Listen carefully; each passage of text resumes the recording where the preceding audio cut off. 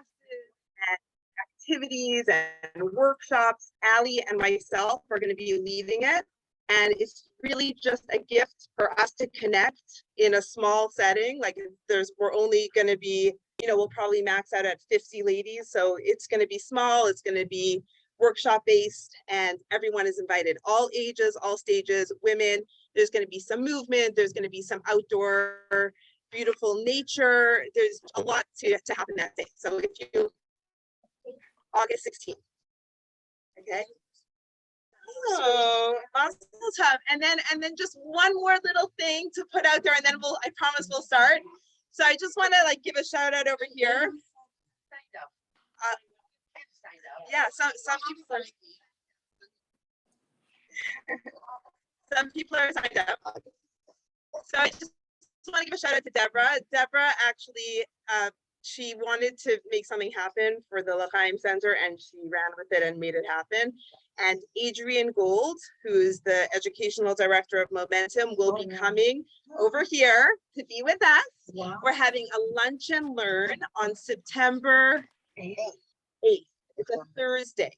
More details will follow pretty soon. Just if you want to save the date, you guys want to be here, right, Julie? Yeah. Your mom? Yeah. Right? Yeah, she's incredible. She's an amazing writer. She's fabulous. Anyway, so that's very, very, very exciting. It's going to be just for L'chaim, a lunch and learn, really nice, afternoon with Adrian. And then hold on to your pens, because seriously, you couldn't get better. Lori Plannick will be joining us for Yom Kippur. So she's the founding director. I have goosebumps, and I know all of this, and I have goosebumps. I'm so excited. So these things are just hi, Jill. These things are just happening. It's just things are happening over here. I can't even describe it. Things are falling into our lap. It makes no sense, but it's all from Hashem. It's all from God, and we are very, very blessed over here. So Baruch Hashem. Baruch Hashem. It should be well. We should all come together and celebrate. Yes. Yes. Got it. Okay. Regina has an announcement. An interesting morning together.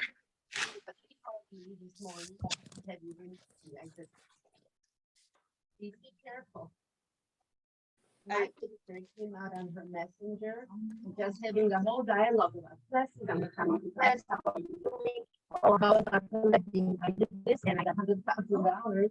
Yeah. Alibi, but and then he said, "What should I do?" And I said, "You know what? Just FBI is on top of it, and then the link disappeared. So be careful when you get messenger of your friends, because these people are so good.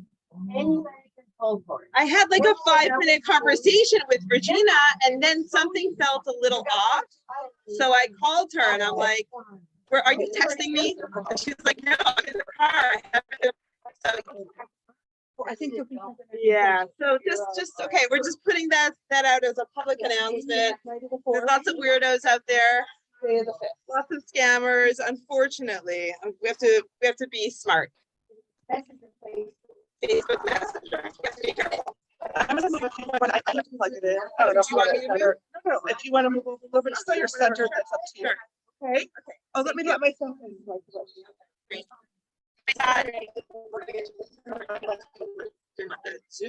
Yeah, I didn't know that you needed me. Oh, I've never done Today it was by my myself. first, but I thought today was my first day meeting.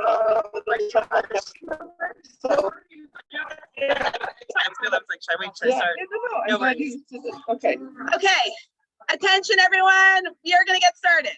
Okay, so you could tell my energy is really happy right now. I'm so happy to be here with everyone. This is my happy space. But the topic of today is a little heavy. So I'm just gonna bear with me. We're gonna try to wrap it up. We're gonna try to look at both sides and tie it up really pretty. We're gonna try, okay? The chapter, if anyone has the book, the chapter that we're gonna go through is the chapter on responsibility. And Sue, do you have the book with you? Okay, so it is on page 197. Okay, but we're not going to get to the book just yet. Okay, so we are currently in the month of Av. Okay, now Av is a Hebrew word for a father. Okay, so there's, as I said, we're going to see both sides right now. There's a part of our father, right? A part of a father-child relationship that could be very harsh, and there's a part of it that is loving. And I also want to just give a shout out to Barry, who is here during the week of Shiva for her father, and we're all with you in your pain. And you know, whatever you hear over here for this loving father relationship, the good and the bad, I want you to take that to heart. And it's an honor to be with you during this time. Okay, so our sages tell us that when this month, this fatherly loving month comes in, our joy is decreased. Okay, so meaning like we have 12 months of the year. Okay, when the month of Adar comes in, what do our sages tell us? Our joy is raised. Okay, and then when Av comes in, we basically turn the dial down. What does that teach us? Where's our baseline as Jewish people?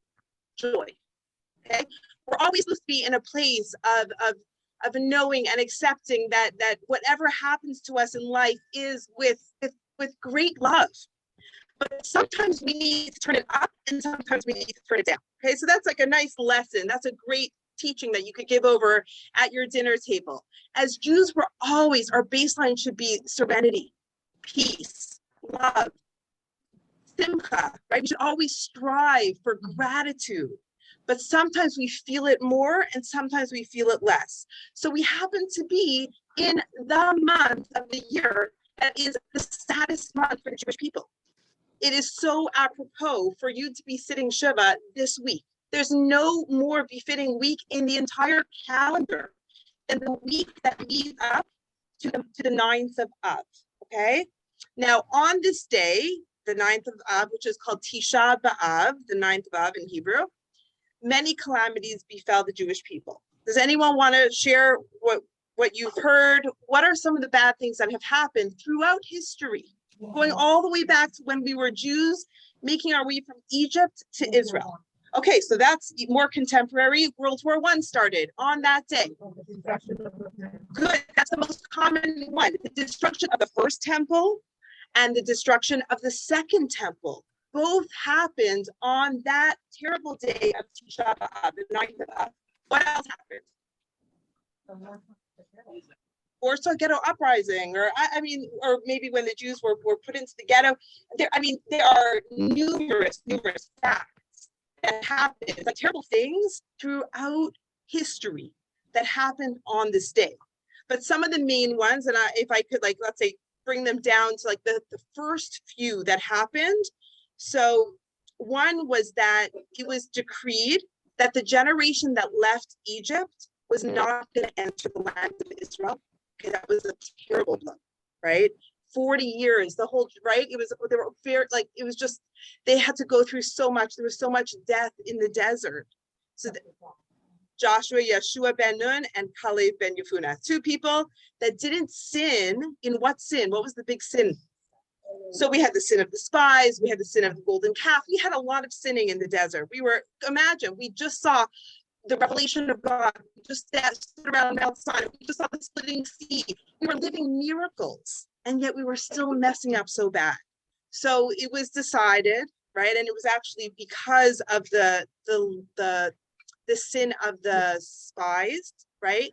When we came back, the spies came back to the people of Israel and said, it is a terrible land. There's giants, they're going to eat their inhabitants. We shouldn't go in. They saw it with a bad eye. They saw everything bad. Okay, now we could see things good or we could see things bad. Everything they saw was bad. And they came back, and you know what happened on that day, which is the day, the 9th of Av? The Jewish people cried all night. They didn't stop weeping.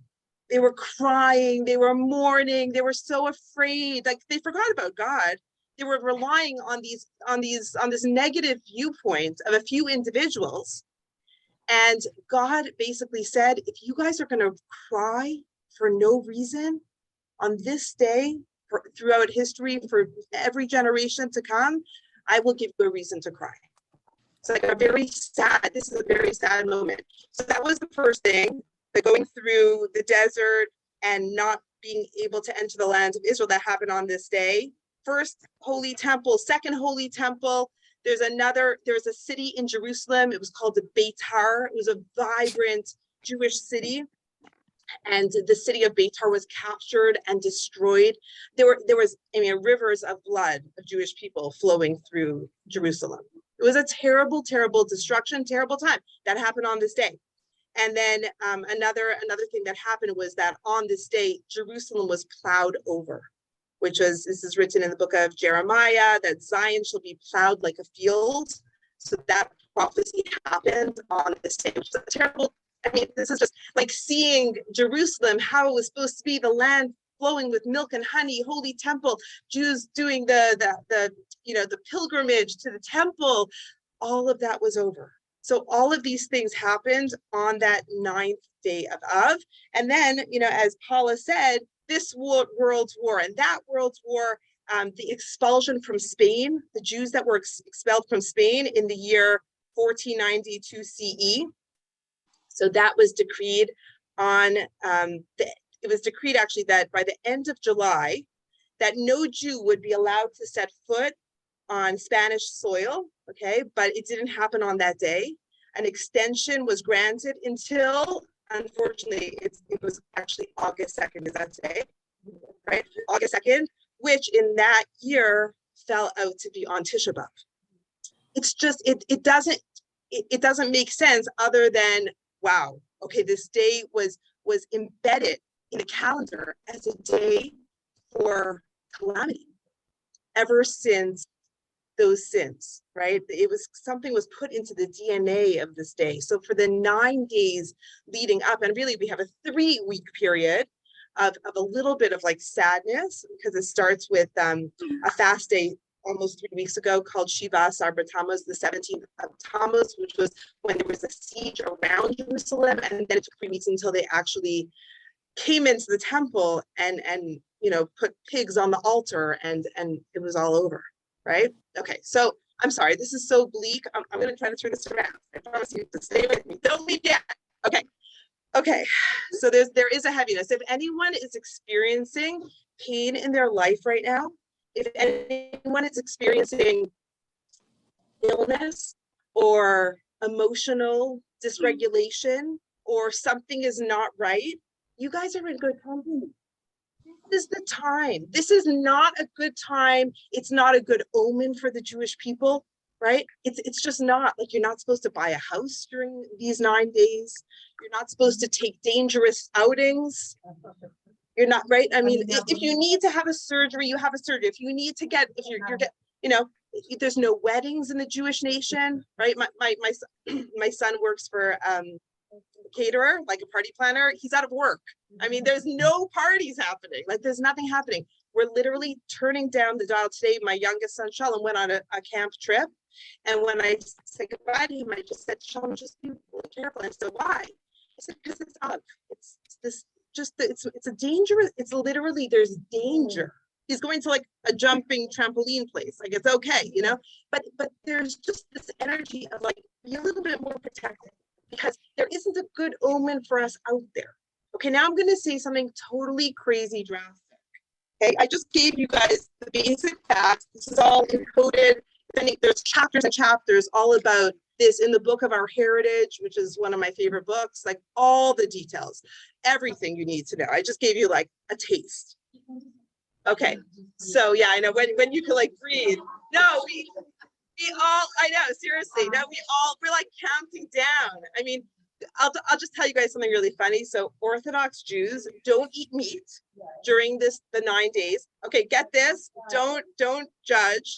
We don't shower, okay, which with hot water, like lavish, like soap up, it's like, you'll wash yourself, but you're not like taking baths. You're not, okay. So there's like no haircuts, no shaving. Like, you'll see every man is like very furry these days, like these, right? So we're also counting down, don't you worry, for many reasons. Like, we just, You're not supposed to go swimming either. No swimming? Something to do with eyes. No. Okay, yes. Danger. We We basically, the day of the 9th of Av, like Tisha B'Av, we literally do all the practices of mourning. We sit on the floor, you know, like, I don't know, Barry, did you sit on a low chair? No? Okay, so, you know, in some Shiva houses, they'll bring like a lower chair.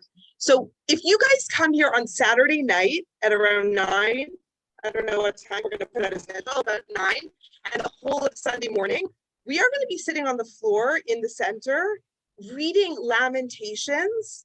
It's called Eicha. It's beautiful and it's painful, and you have never read such heartbreaking stories of the Jewish people. And I love it and I hate it, and there's so much I want to share with you guys right now. But great rabbis, Rabbi Dessler and my rabbi, Rabbi Berkowitz, said, okay, this is so important. You cannot get to a place of joy, of rejoicing, if you cannot be in a place of mourning. The mourning is so important. It's possible this time and not feel the feels. What a big opportunity. When we come out of this period, we go straight into Elul. Elul is an expression of love, right? Ani l'dodi, that what we say under the chuppah, I'm to my beloved, and my beloved is to me. It's an acronym for the month Elul, Aleph, Lamed, Vav, Lamed. That it's all about love between us and our Creator. We can't get there unless we could sit in pain for a little bit.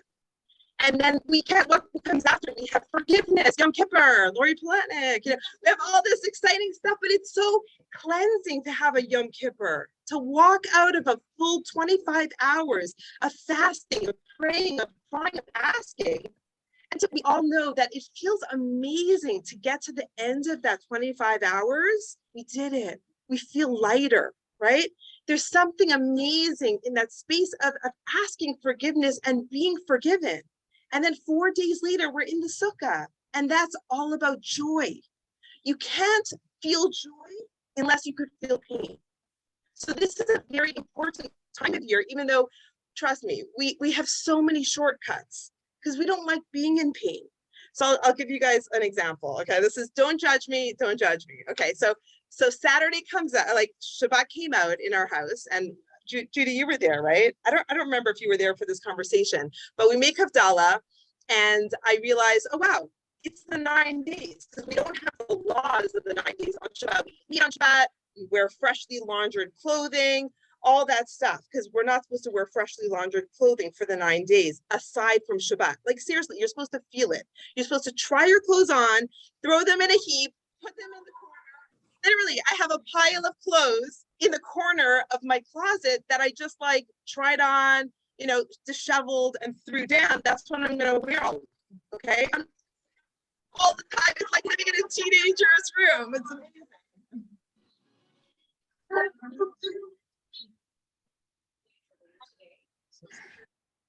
No, I finally got to the laundry. Okay, but there's like just a little bit. It's just like think of that dial. You're just taking down. We don't buy anything new. No, nothing new. Like nothing. Like you're not. I know, seriously. Barry, where are you? It's a good thing we did our shopping before. Okay, so where was I? I'm all over the place. Okay, so Saturday night, like we're cleaning up, we're sweeping up the crumbs from Shabbat. And I said, oh guys, it's the 9 days, like Shabbat is over now, this is the week.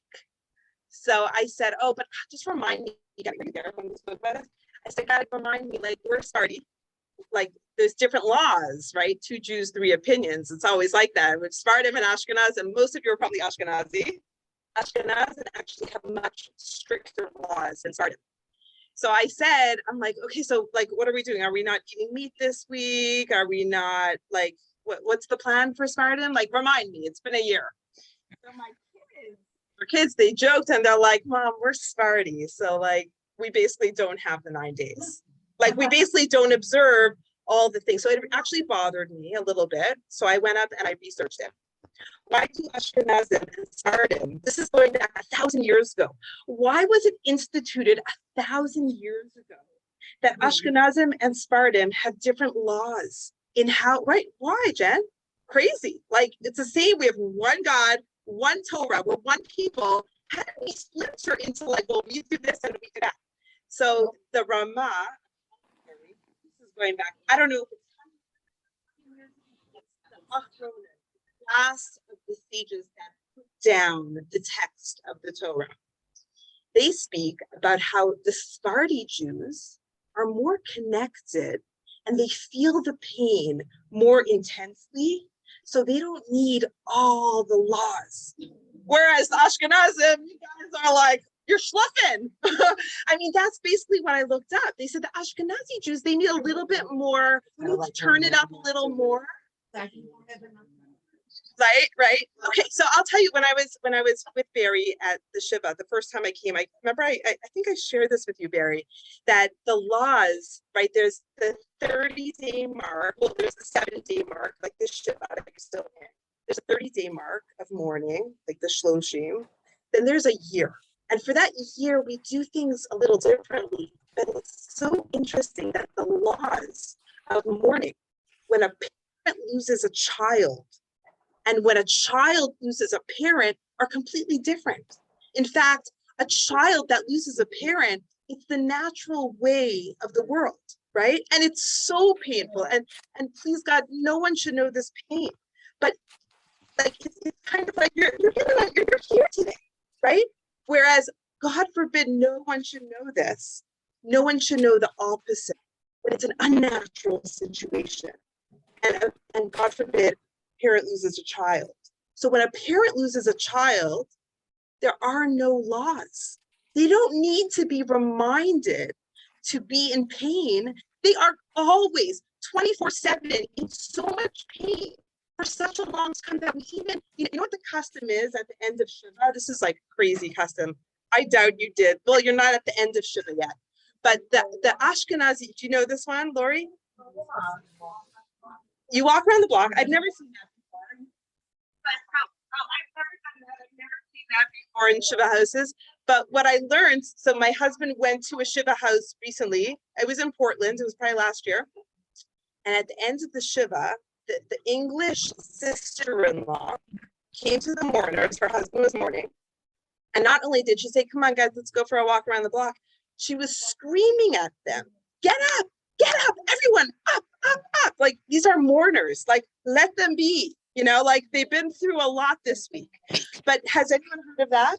That you kind of scream at them and push them to snap out of it. It's time to get back.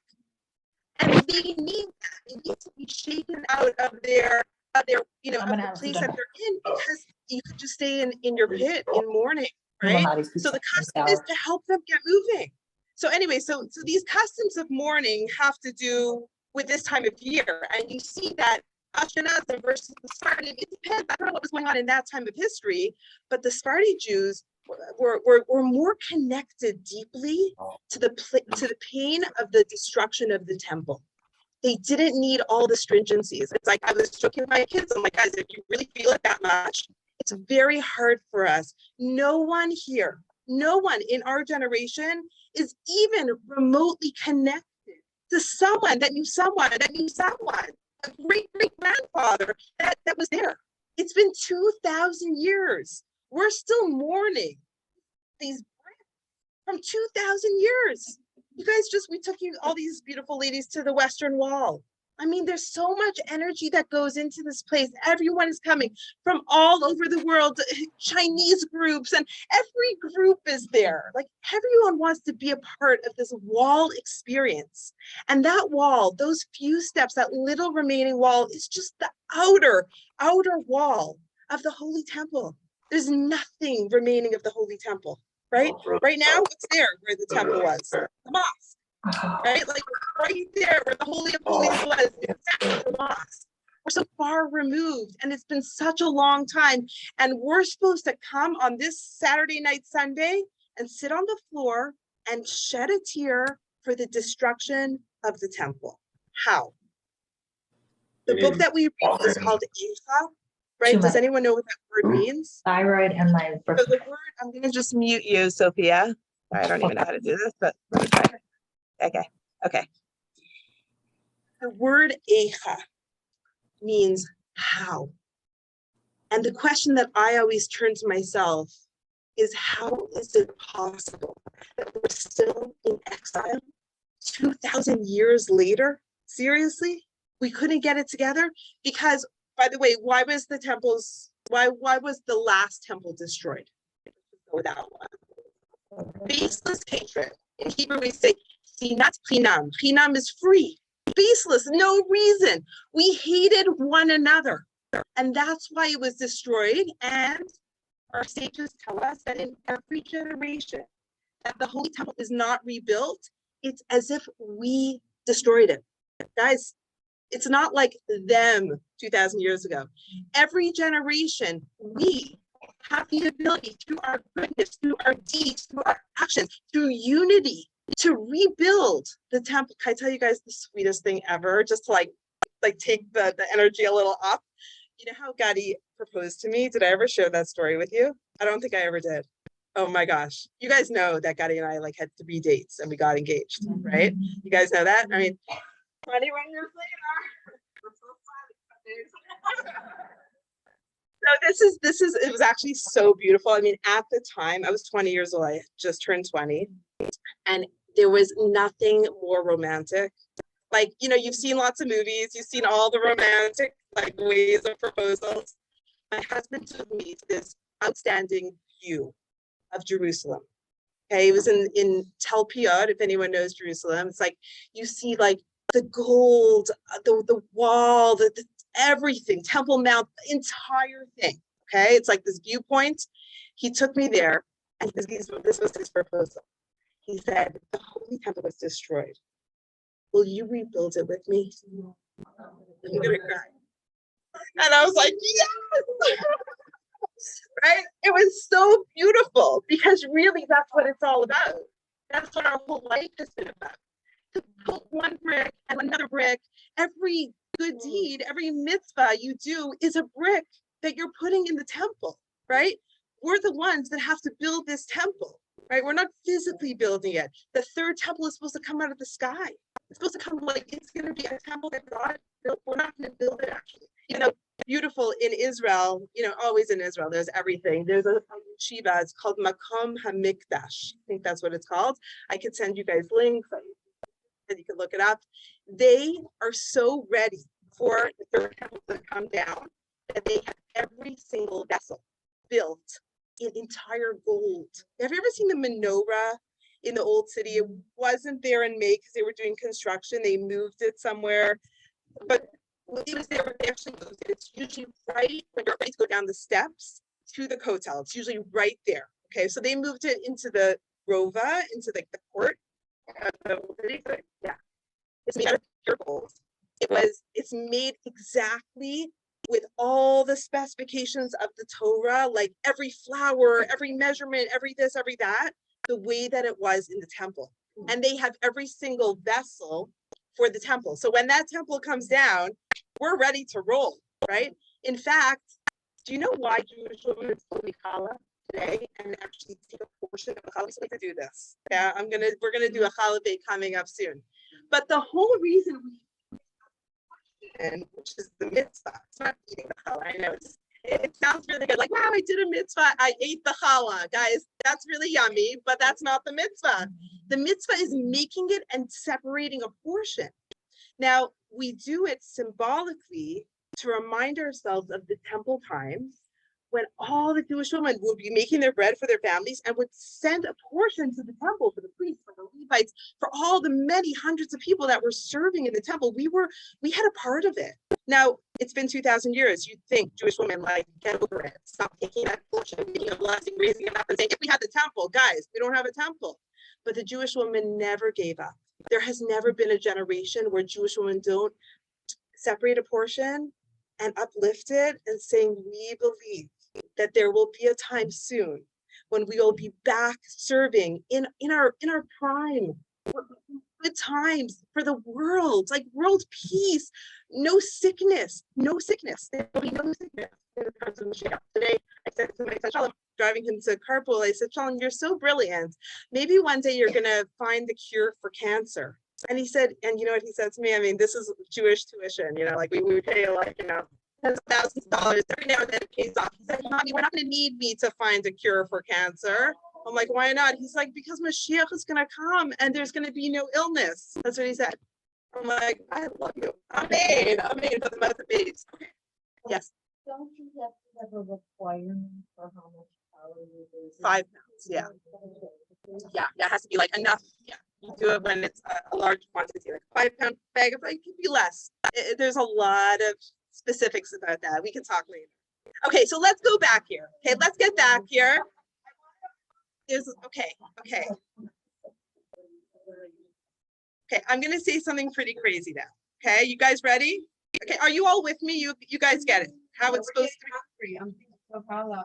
You're thinking of challah. I'm thinking of fasting on Sunday. Oh my gosh. Okay. Because on Sunday, there's no fast, no eating, no drinking, no wearing leather shoes. Wow. Right. It's like Yom Kippur. No leather shoes. No sexual relations. There's only 2 days a year that Jews are not permitted to have sex. Yom Kippur and Tisha B'Av. Okay. And no perfumes, no lotions, no nothing. Like it's literally we're just, this is us. We're showing up. Okay. So now I'm going to tell you guys something so crazy. There is a midrash that says, okay, I'll read it in Hebrew and I'll translate. Lo haya yom moed beYisrael kayom shenichrav Beit HaMikdash. There is no greater day in the Jewish calendar than the day that the temple was destroyed. No greater day, no holiday as good as the day of the destruction. Okay. Now, when you read this, you think, well, that makes no sense. Everything I've been talking about, right? This is Jesus' Day. It's encoded in the calendar since the beginning of time, since we started sinning. How is this possible? Is there a typo? Okay. So I'm gonna a story I heard from Charlie Harari. Does anyone listen to Charlie Harari? Could be you heard this. Charlie says like this, okay, and plug in your own details. He says there is a father that is at his wit's end with his son. This son has put him through so much stress. There has been years of tension in the house, so much pain, fragmented relationships. We don't need to go on. We all get it. We all have those relationships in our life. And finally, they're at the breaking point, and this son of this father needs to be sent off to rehab. Now, if anyone has ever sent, unfortunately, a child off to rehab, it is the most painful thing. They cannot take anything with them. They cannot take their cell phone. They are picked up by a car. And basically, I mean, if they resist, what do? I mean, they literally have to, calm them down with various things or handcuff them. Who knows, right? I mean, right? Does anyone know this firsthand? I have a friend called me after her son was taken away. It was terrible. It was a trauma for the mother. Imagine what it was like for the son. Now, this father says that they had reached rock bottom. The son was picked up. The father wanted to say goodbye, wanted to give him a hug. The son wouldn't even look at him, wouldn't even look his way. So fuming, mad at his father. Wait, right? You can't even think straight. And the father says the son gets in the car, drives off, and as he turns the corner, the father's heart breaks open. There has never been so much unconditional love from the father to his son. And at that moment when the car turned and he didn't see the car anymore, it's like all the pain. He could have strangled his kid at some points, but there was no greater love. And you know what happened in following months? Every time the phone rang, they ran to the phone just for the slight chance that maybe it was the son calling on his one call a week, right? Love would have done anything. And that's how they started to repair the relationship. Now, we could plug in our own details. I had this experience. One of my siblings, my one and only sister, she had a very hard time. We had to send her away. And same, she didn't talk to us. I was the bad one. I was newly married. I thought I was helping her. She wouldn't talk to me.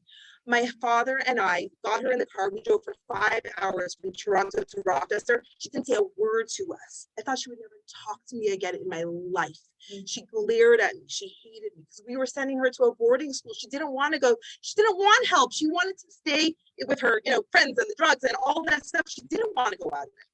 And it was so painful to let her go like that, right? We all get this. But there is nothing as incredible as that love from the father to the child at that moment of pain. And there's nothing like the yearning of the child to the father, which happens. That's part of the healing. It does happen. That after a while, you could say distance makes the heart grow fonder. Maybe it's learning new skills. Maybe it's just taking time apart. There is this yearning that we have for something better, whether we know it or not. I remember when we were landing in Israel and I got a message from one of the ladies in our group. It was just a text message on my phone. I lost it. It was from Lisa Azuri Keller. And her message said, I just landed in Israel and I'm crying and I don't know why. And that's when I lost it, because I said, God, the soul is so strong. We have no idea how strong our soul is. We don't even know why we're crying. When we're crying, we feel something because we know this is not how it's supposed to be. It's supposed to be better. The very, very famous picture of the 3 soldiers that liberated the wall after the 6-day war. You guys know that very famous picture, right? And there's a recording of them talking at the wall. The Rabbi Goren, he's blowing the shofar. It's a very, very emotional time in Jewish history. It's been so many years that we couldn't go to the Western Wall. And there they are, and these soldiers are losing it. They are crying and crying. And on the recording, you're one, and these are chilonim. I don't know if you know what that term is, like very secular Israelis. Like they're not spiritual. They don't. So one of them says to the next, why are you crying? Like he hit him. Like, why are you crying? You're like such a weird. And he says, I'm crying because I don't know why I should cry. That was like the very famous line. He knew this place is so big. He had no words for it. He had no connection to it. He had no knowledge. And yet his soul knew this is the most incredible moment for Jewish history. So there's a story. Okay. And this is actually, I'll send out the link. If you guys are on my chat, I'm going to send this out. This is great to show your kids, great to show your family, your friends. It's amazing, because I think it's hard for all of us to find that connection to this time of year. It's hard to sit on the floor and put ashes on our forehead, which is the custom. And before the fast, we take an egg, like we're mourners, literally in a Shiva house. We dip an egg in ashes and eat it. That's the meal before the fast. Very bare bones, like as if you're in a Shiva house, an egg, that there's a cycle, right? And we're going to be doing that. And every year, I mean, listen, there is no shortage of tsaros, hardships in tsaros, in the Jewish world to cry about, okay? You could cry about your child that might have gone astray. You could cry about I don't know, the whole world. The shooting was just, there are no shortages of things to sit down on the floor and shed a tear, okay? But if we narrow it in a little bit and think about the Jewish world, there's a lot to cry about. The Jewish world has never been in such a hard place. I'm very optimistic. I am fighting the fight, but it is really, really hard. And we're losing the war. I was on a meeting yesterday with Lori Polanek and with all the Momentum leaders, and we're fighting because we're very passionate about everything. So we fight it all out for the Jewish people. And Lori Polanek, and they're trying to expand in a massive way, and they want to take 4,500 people this year. And it's just like, how do we get in? There's so Lori Polanek, don't quote me on this, guys, but I'm going to tell you what she said during the meeting. He was so shocked. Are on cattle cars right now to the gas chambers. We need to pull them all off. we need to bring them close to their Judaism. Like that was how intense. Could you imagine being in a meeting where you're talking about this? Like, I'm like, this is not normal, but this is how intense it feels sometimes to us. We see it. We see that there is so much more that we could be. Pretty intense. Okay, so here's your story. Okay, this is the story. I'll send you the link. You could share this. It's unbelievable. This only took place in the 80s. So we're going back, I think it was 1984 when there was Operation Solomon, which was a huge influx of Ethiopian Jews coming to Israel. And you guys, we went to an Ethiopian center in Israel when we were there in May, and it was just so amazing to learn their culture and everything. And they're just like from another world. Like they're just, you know, they look different, they have different customs, different foods, right? So amazing. So in the 80s, when all these Jews were coming, there were absorption centers. And thousands of them were coming, and it was hard. We had to get them housing, we had to teach them the language, how to farm the land, get them jobs. There was one girl who was in the army. So she was doing Shirut Leumi, which is like national service. It's instead of the army, she was doing her service. And her service. So she had all her kids every day. She said, what should I teach them? And she thought, and you know, they had a lot of faith. They came with tons of faith. They knew certain things, but they were so disconnected from the outside world. There was no media, there was no newspapers. Like you remember the story that she shared, like they walked for like days and on end, just on the thought that if they get to Israel, like they didn't know what was going to be there. It was all like on what they thought. The story goes that she comes to school and she decided, I'm going to teach them about the holidays.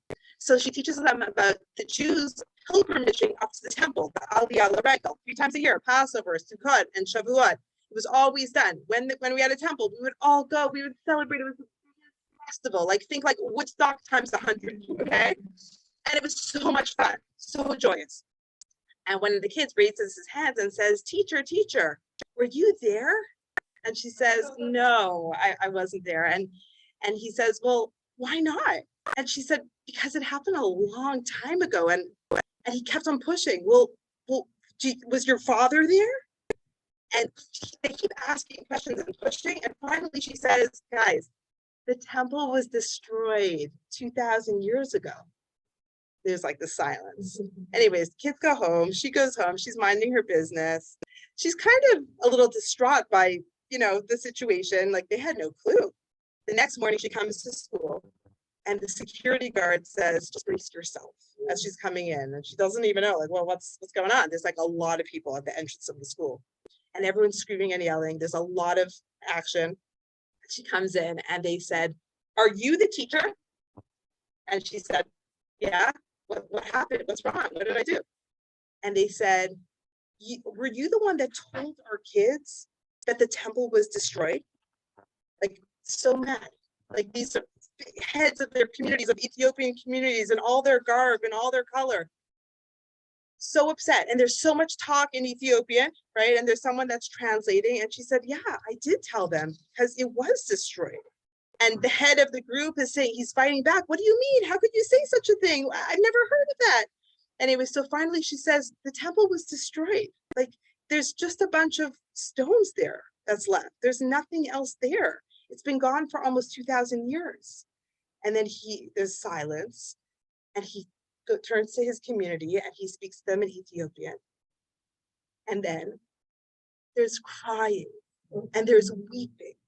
And one woman faints. She literally fainted.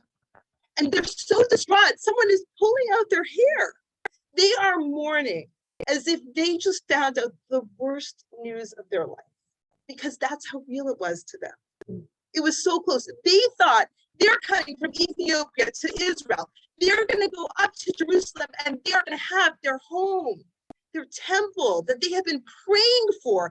Every single prayer that we say every single day. We pray morning services, afternoon services, evening services. Every prayer is about the temple and the rebuilt Jerusalem. Our whole Judaism is focused around this. It's not a small part. And in the foundations of Judaism, the I believes, the Ani Mamin, I believe with complete faith in the coming of the Messiah. And even though he might tarry, I will wait every single day.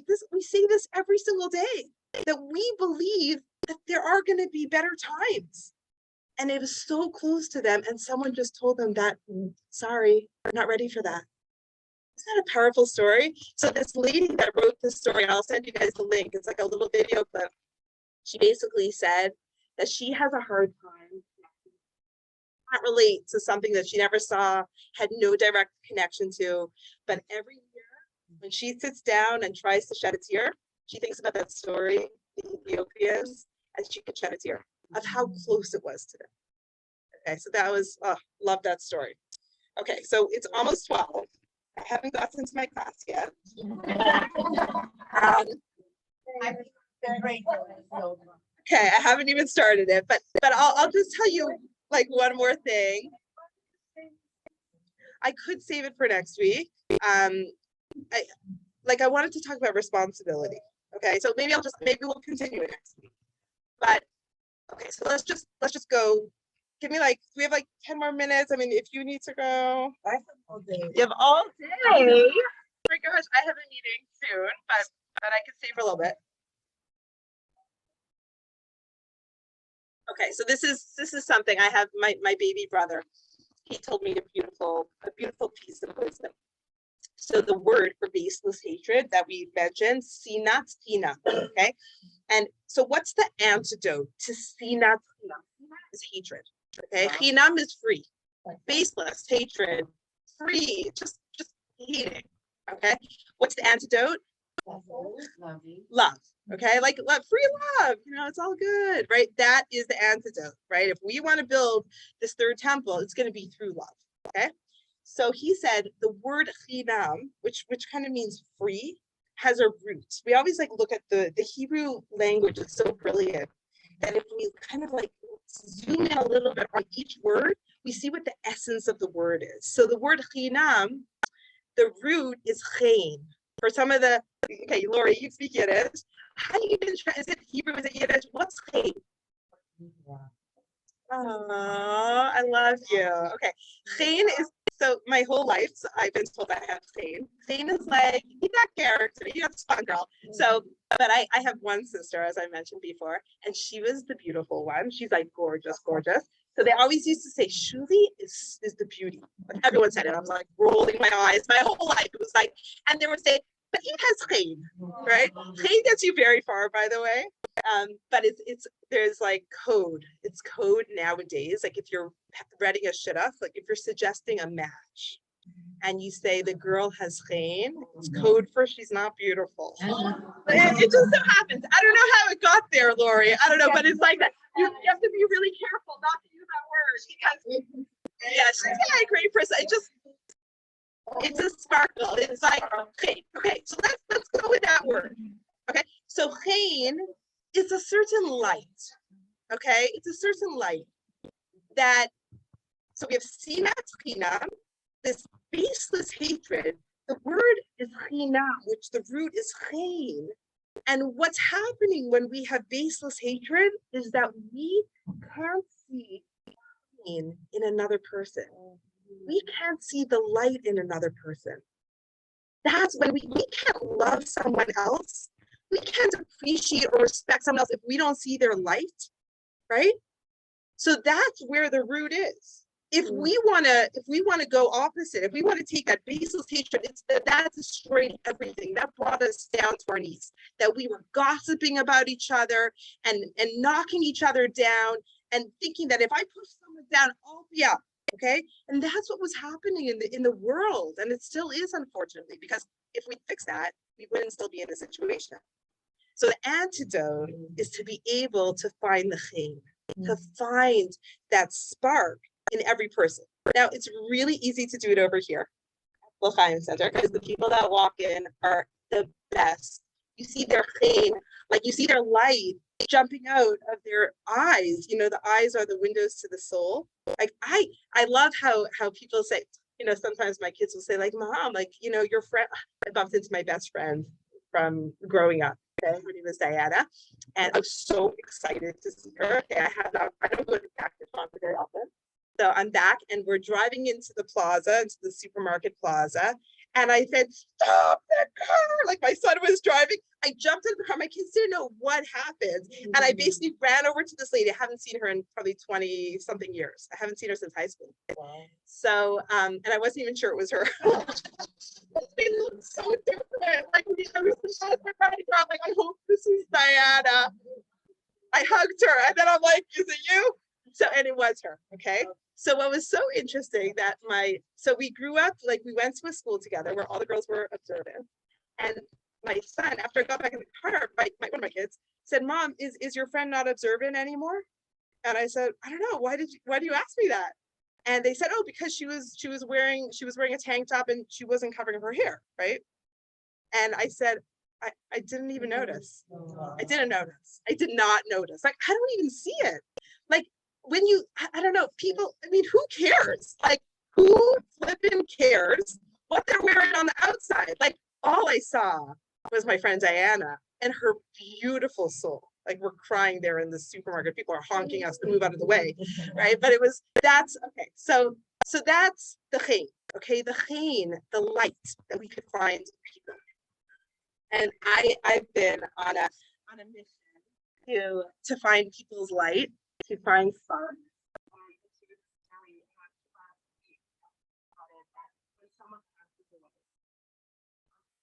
Of their soul that are literally here for the taking. Like, if someone in your life is no longer here and they had a trait or they had a quality or a light about them that was so beautiful, Doris, like your mom, like you are your mom, basically, right? Like, you took all her light, all her sparks. I just heard that you have a room that's like your mom's room type of thing, right? With like the way she would have her furniture.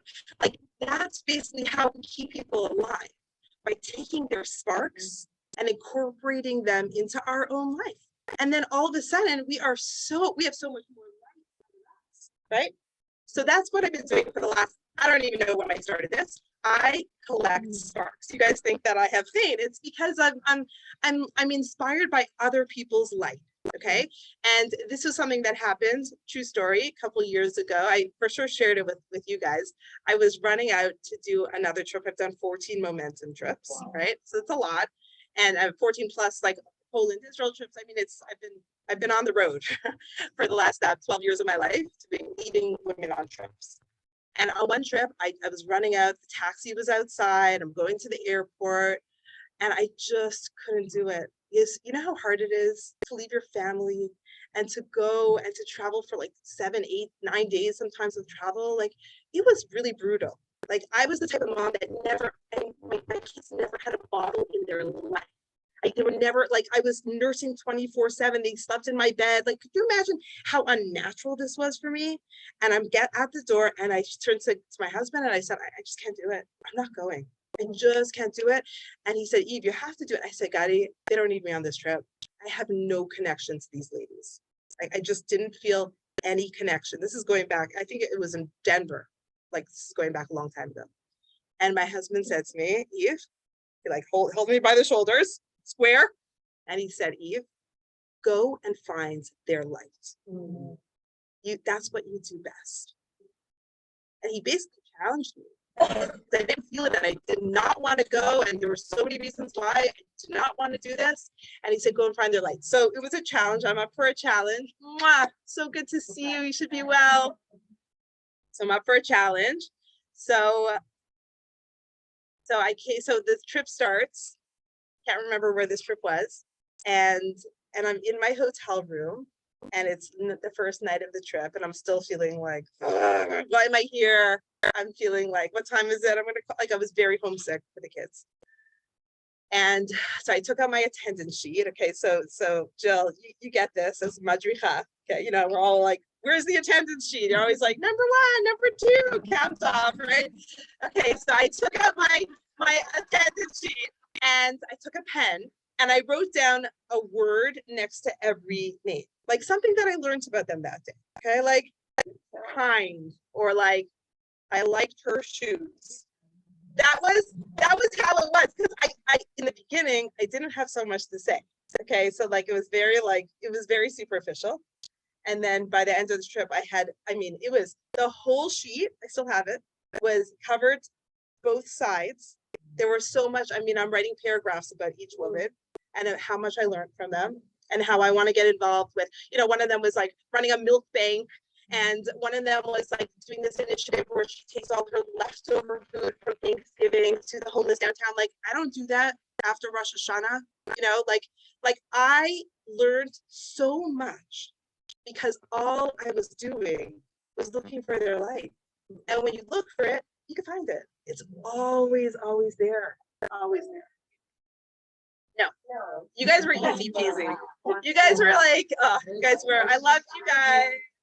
Loved you from the first day I laid eyes on you. You'll never know. Joking, just joking. Thank you. Thank you. Thank you. Thank you. Oh, my sister. Okay. Okay. So, so I think we're gonna end here, and we didn't really get to our topic. Okay, so I think we'll probably do responsibility next time, but I'll tell you why I wanted to do responsibility today. Okay, so basically, it is such a privilege to be a Jew. It is such a privilege to be connected to a nation that cries for 2,000 years over the destruction. Like it blows scholars' minds away how today, 2022, there's going to be hundreds of thousands of Jews sitting on the floor crying about bricks and mortar. Could you fathom this? What other religion does this? Okay, still yearn for it, like that father that's yearning for the child, or like the child that's yearning to go back home to the father. We still have this connection. This is not something that hasn't been done. This will happen if you guys want resources. Like literally hundreds of thousands of Jews in every part of the world, live hookups, classes all day where we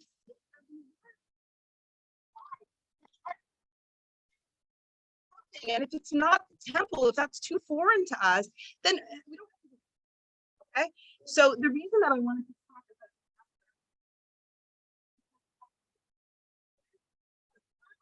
always have responsibility. It's up to us. We were part of the reason that we didn't rebuild the temple. So it's on us. We can't point fingers, right? Like, you know how pointing fingers is like 3 fingers are pointing back at you? It's on us to be the change that we want to see. So for next class, we'll start with the chapter on responsibility, which is called Achrayut. And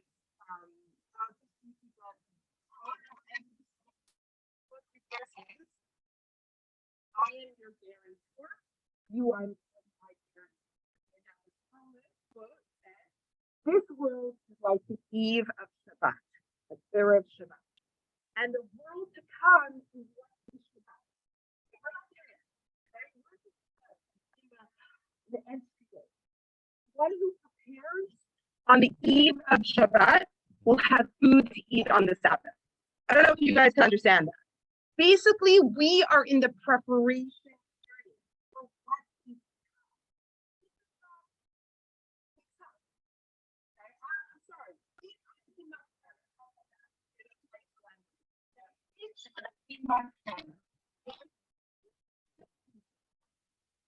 all the suffering that we have experienced in our lives, we should not be happy with that.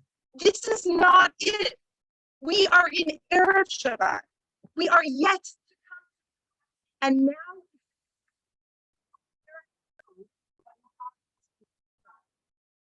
okay, so I don't know if that makes sense. So good to be back with you.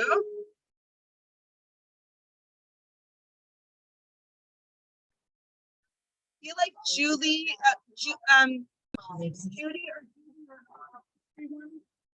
there's so much coming out.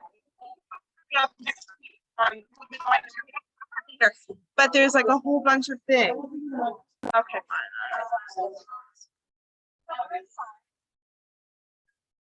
Yeah. Oh, yeah, but we're gonna channel it into doing good. Yeah, but we can go with that. Started on the 9 days, started on Friday. Now Friday was the Rosh Chodesh, which is the new month, and then it's Wednesday by.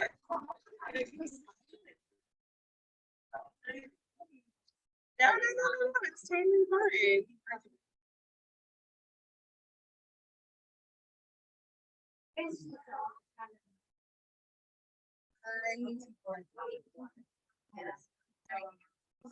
Oh, you're good.